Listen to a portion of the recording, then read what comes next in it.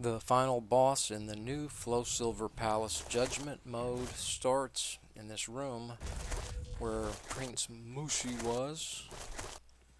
Follow those flashing arrows down into this tunnel, around the corners. We come down to a lower gallery.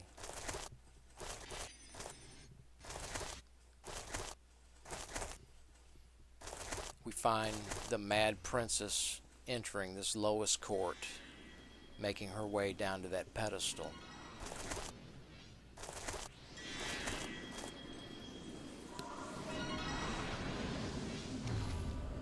I'm cycling through the squad team roster to try and clearly show the team's names. In my settings on the user interface, I deselected the player names, deselected my name, and deselected the order icons. I want to sort of clear the screen up so I can get as most view as possible. Also, on the chat box, I have deselected the world chat and faction chat to show only battle-related system messages.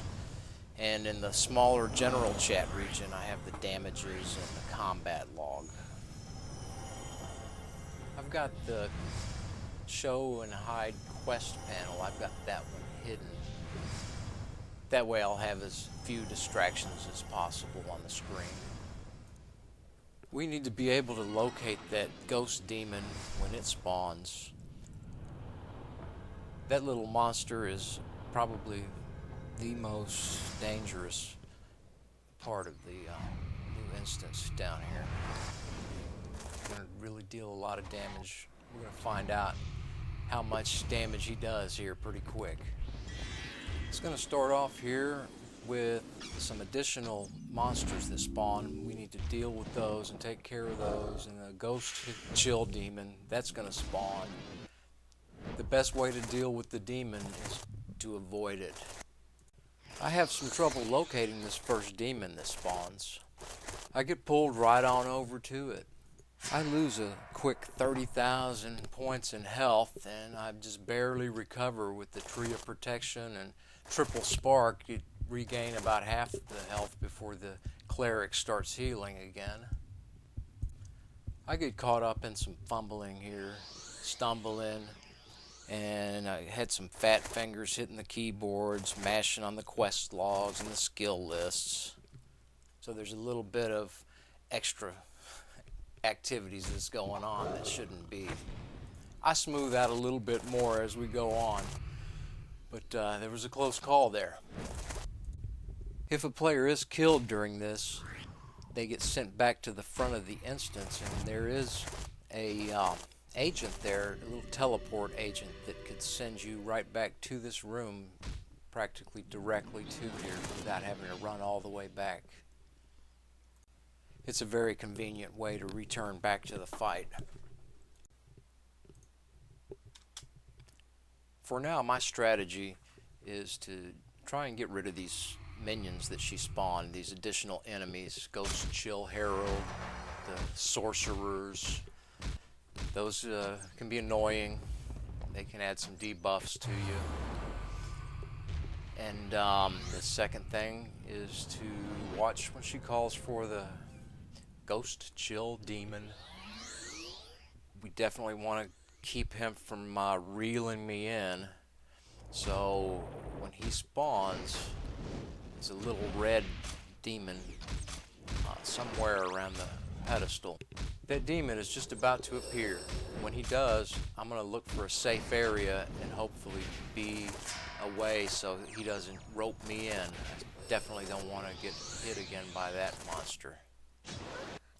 He spawned on the other side of the pedestal from me, so I was able to avoid it, but it looks like we lost our cleric and 3 of those other damage dealers.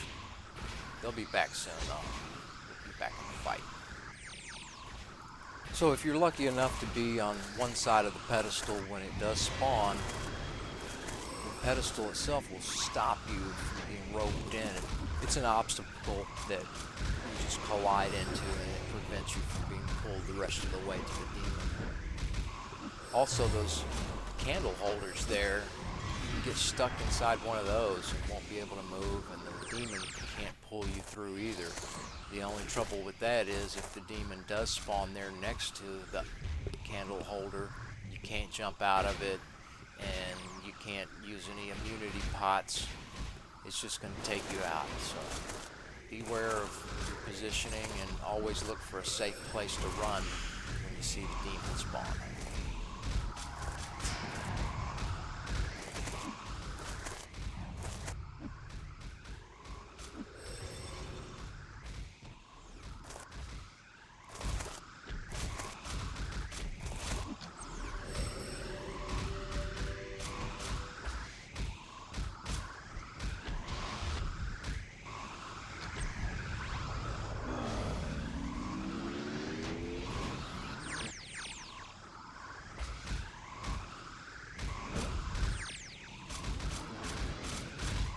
We've gotten to the point in the fight where the Mad Princess will now spawn, call forth that Lava Lord.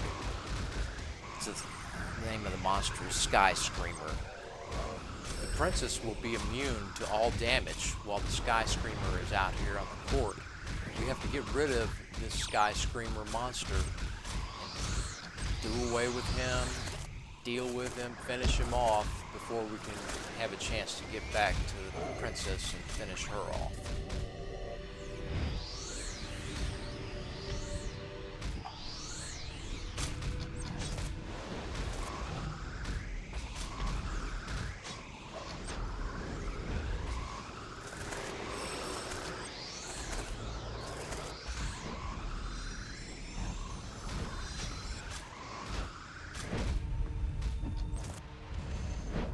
Now that the Sky Screamer is dropped, she's going to start bringing in a couple of other mechanics. That's called the Dark Curtain and the Dark Link.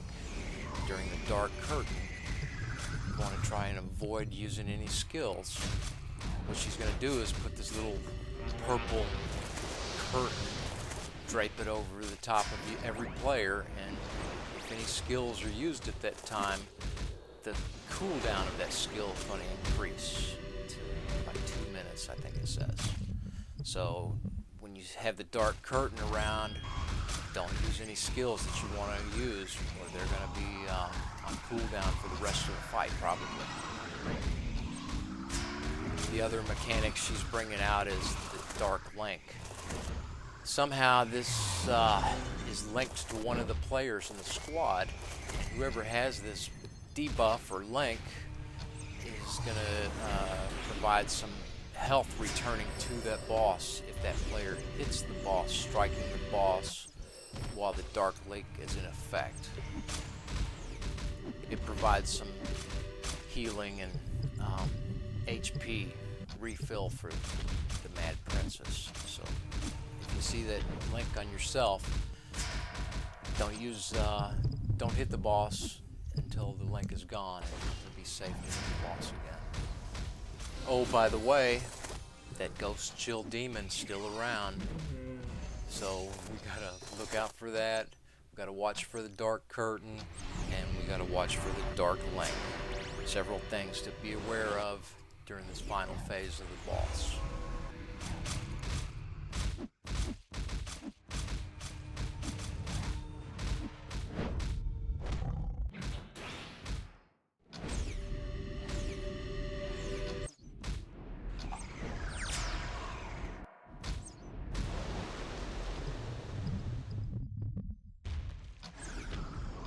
Well, that wraps up the Flowsilver Palace Judgment mode. I hope this helps in your fight, and good luck to all you other heroes out there who are coming in to try and flatten Belle Leun, the Mad Princess. Seems like one of Perfect World's most interesting and challenging bosses. Have fun. I'm looking forward to any more new updates to the game.